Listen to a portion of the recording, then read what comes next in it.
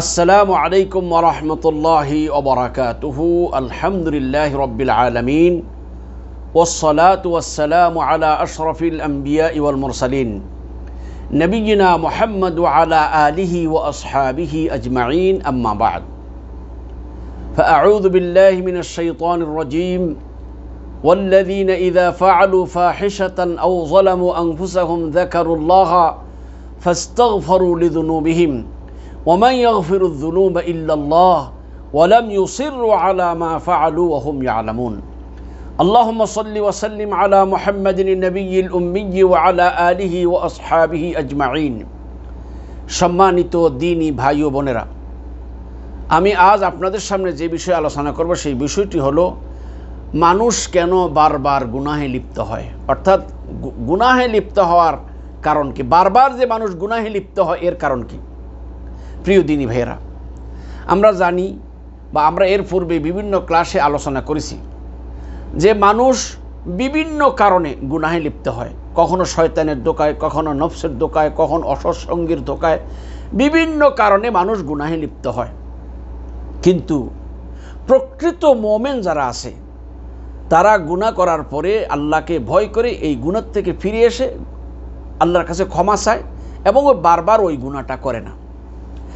আল্লাহ সুবহানাহু ওয়া তাআলা পবিত্র কোরআনে সূরা আলে ইমরানের 135 নং আয়াতের মধ্যে আল্লাহ তার প্রিয় বান্দাদের গুণাবলী বর্ণনা করেছেন যে ওয়াল্লাযীনা ইযা ফাআলু ফাহিশাতান আও যালামু আনফুসাহুম যাকারুল্লাহ ফাস্তাগফারু লিযুনুবিহিম ওয়া মান ইয়াগফিরুয যুনুবা ইল্লাল্লাহ ওয়া লাম ইউসিররু আলা মা ফাআলু ওয়া হুম ইয়ালামুন।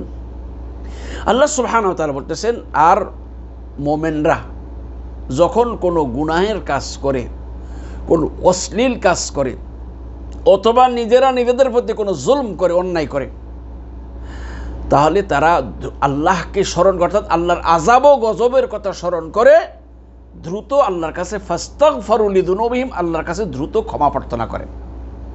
এবং আল্লাহ বলেন ওয়া মান ইয়াগফিরুয যুনুবা ইল্লাল্লাহ, আল্লাহ ছাড়া বান্দার গুনাহ ক্ষমা করার মতো আর কে আছে, অর্থাৎ আল্লাহ ছাড়া আর কেউ বান্দার গুনাহ ক্ষমা করতে পারে না বা পারবে না। তারপর বলছে ওয়ালাম ইউসিররু আলা মা ফাআলু ওয়া হুম ইয়ালামুন, এবং তারা জেনে বুঝে ওই গুনাহের কাজ বারবার করে না। প্রিয় দ্বীনি ভাইরা, খুব গুরুত্বপূর্ণ এই ক্লাসটি, আপনারা সবাই ভালো করে খেয়াল করে শুনবেন। আল্লাহ সুবহানাহু ওয়া তাআলা বলেছেন প্রকৃত মুমিনগণ কখনো শয়তান বা নফসের ধোঁকায় বা যে কোনো কারণে গুনাহে লিপ্ত হলে তারা দ্রুত ওই আল্লাহর কাছ থেকে দ্রুত ওই গুনাহ থেকে ফিরে এসে আল্লাহর কাছে ক্ষমা চায় এবং জেনে বুঝে ওই গুনাহের কাজটা আর করে না।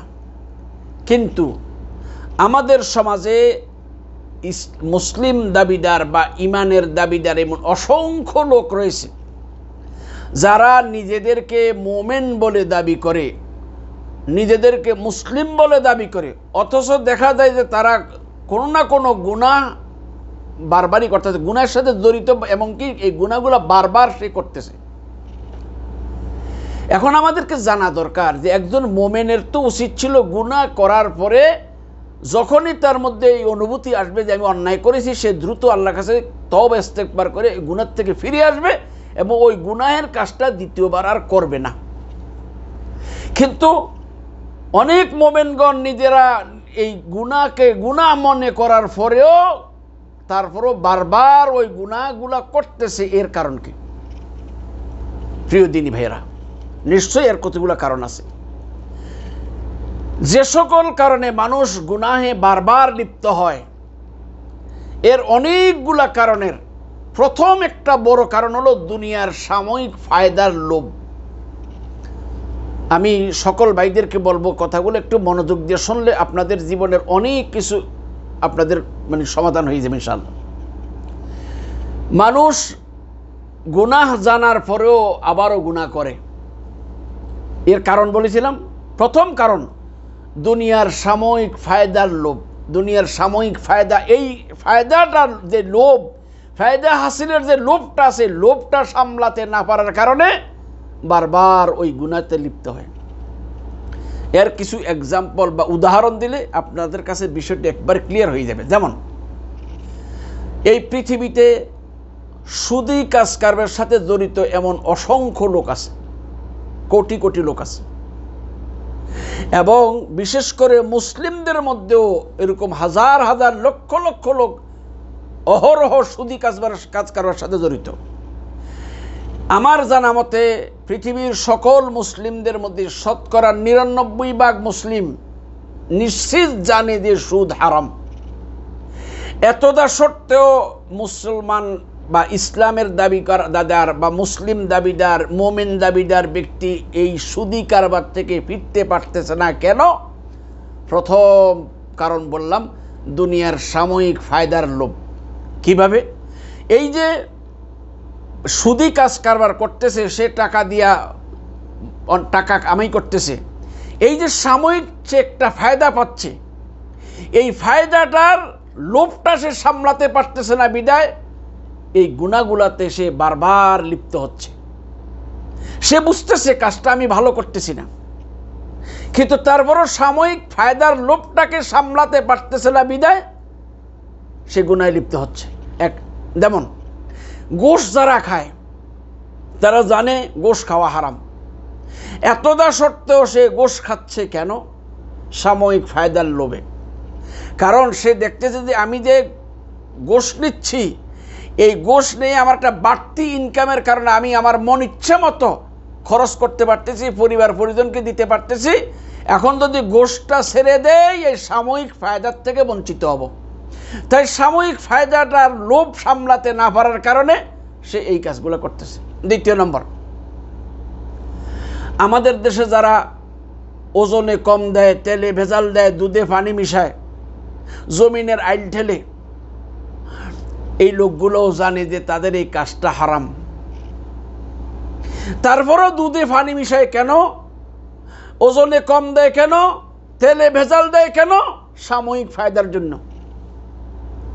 কারণ সে যে 16 আনার পরিবর্তে 14 আনা দিয়ে 2 আনা ফায়দা পাচ্ছে, এভাবে কয়েকশো লোক থেকে প্রতিদিন যে ফায়দা নিতেছে, এই সাময়িক ফায়দাটার লোভটা সামলাতে না পারার কারণে এই লোকটা এই অপরাধটা বারবার করছে। দ্বিতীয় নম্বর, যারা আইল ঠেলে, ক্ষেতের এই কোদাল দিয়ে কাইটা লাঙ্গল দিয়ে ওই ক্ষেতের আইলের ভিতরে ঢুকাই দিয়ে ক্ষেতের আয়তন বাড়ায়, এরাও জানে যে এই কাজটা আমি অন্যায় করতেছি, কিন্তু তারপরেও সাময়িক একটু ফায়দার লোভে এই কাজটা ছাড়তে পারতেছে না।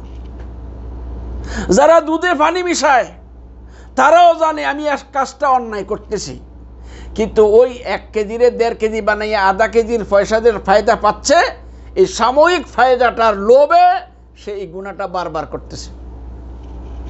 এমনিভাবে আলিয়াযুবিল্লাহ যারা জেনায় বেবিচারে লিপ্ত, এই লোকগুলো জানতেছে যে আমি জেনা করতে, এটা অপরাধ, অন্যায়, এটা একটা ঘৃণিত কাজ।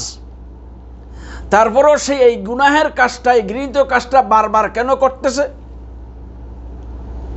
জবাব একটাই, সাময়িক ফায়দার জন্য। অর্থাৎ এই যে জেনা করার মাধ্যমে যে সাময়িক তার মানে যৌন চাহিদা মিটানোর একটা মন্দ পথক, কিন্তু এইটা যে একটা সাময়িক মিটতে, এই যে একটা ফায়দা সে হাসিল করতেছে, এই ফায়দাটার লোভ সামলাতে পারতেছে না বিদায় বারবার ওই অপরাধটা লিপ্ত হচ্ছে। নতুবা যারা পরকীয়া করে, বিভিন্ন অপরাধ করে, তারা গোপনে গাপনে এইভাবে যায় কেন? তারা জানে যে কাজটা অন্যায়, কিন্তু লোভ সামলাতে পারতেছে না বিদায় এরা এই গুনাহগুলোতে বারবার লিপ্ত হচ্ছে।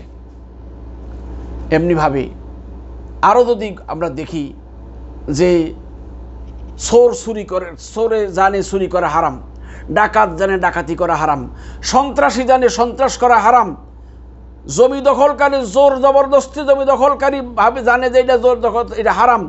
যারা ব্যাংক ডাকাতি করে তারা জানে এটা হারাম। যারা রাষ্ট্রের অর্থ জোর মানে প্রতারণার মাধ্যমে নিয়ে যায়, তারাও জানে এটা হারাম, কিন্তু এতদা সত্ত্বেও তারা এই হারাম কাজটার থেকে বাঁচতে পারতেছে না। কেন? বারবার ওই হারাম কাজটা কেন করে? মূল কারণ, প্রথম যেটা কারণ বলবো, দুনিয়ার সাময়িক ফায়দার লোভ। এই ফায়দার লোভটা সামলাতে না পারার কারণে হারাম কাজকে হারাম জানার পরেও, আল্লাহর নাফরমানি জানার পরেও, আল্লাহর সাথে যে এটা নাফরমানি হচ্ছে, এটা যে আল্লাহ এই কাজে অসন্তুষ্ট, এইটুকু জানা সত্ত্বেও বারবার ওই হারাম কাজটায় লিপ্ত হচ্ছে যে দুনিয়ার সাময়িক ফায়দার লোভে। প্রিয় দিনী ভাইরা, তাইলে আমি যে সকল কারণে মানুষ গুনাহে বারবার লিপ্ত হয় তার একটা কারণ আপনাদেরকে বললাম। আশা করি এইটার উপরে বিশেষ করে আপনারা আরও অনেকগুলো কারণ খুঁজে বের করতে পারবেন। আল্লাহ যেন আমাদেরকে এই কথাগুলো বোঝা তদনুযায়ী আমল করার তৌফিক দান করেন। আমিন।